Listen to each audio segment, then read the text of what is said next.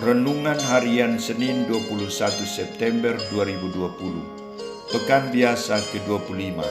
Pesta Santo Matius Rasul Penginjil. Aku datang bukan untuk memanggil orang benar, tetapi orang berdosa. Bacaan pertama diambil dari surat Rasul Paulus kepada jemaat di Efesus, bab 4 ayat 1-7, ayat 11-13. Dan bacaan Injil dari Injil Matius, bab 9 ayat 9-13.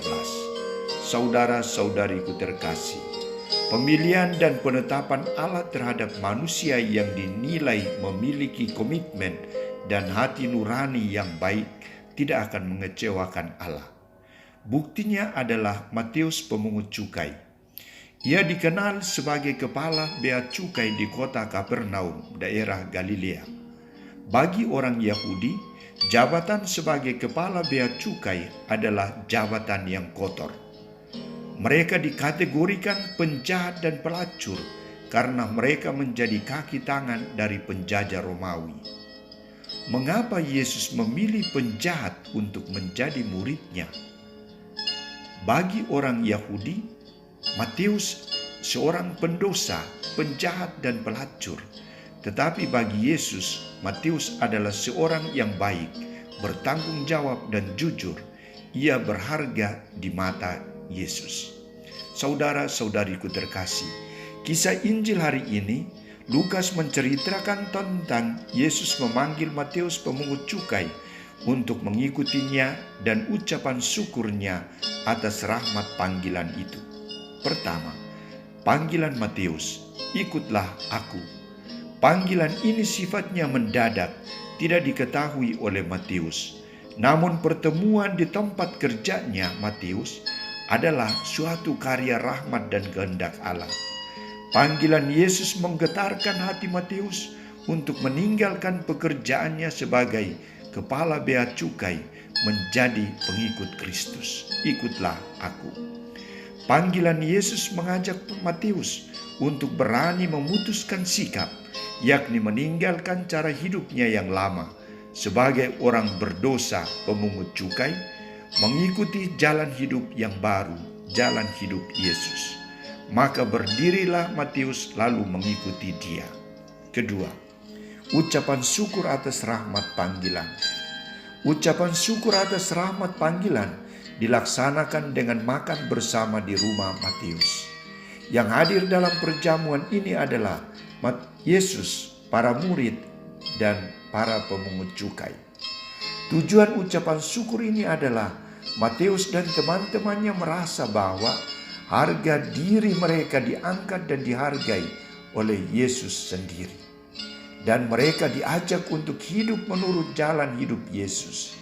Di samping itu, ucapan syukur atas panggilan dan sekaligus perpisahan Matius dengan teman-temannya. Karena ia tidak lagi bekerja sebagai kepala bea cukai, tetapi ia mengikuti Yesus menjadi pewarta sabda Allah.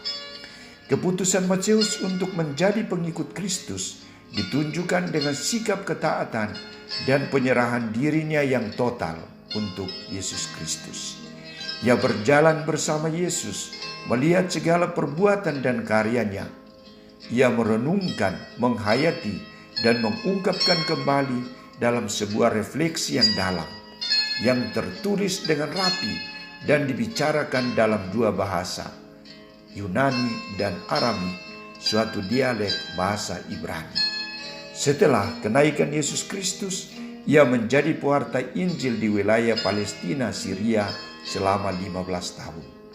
Matius yang dikatakan berdosa tetapi berharga di mata Tuhan menghadiahkan Injil Yesus Kristus karangannya kepada gereja.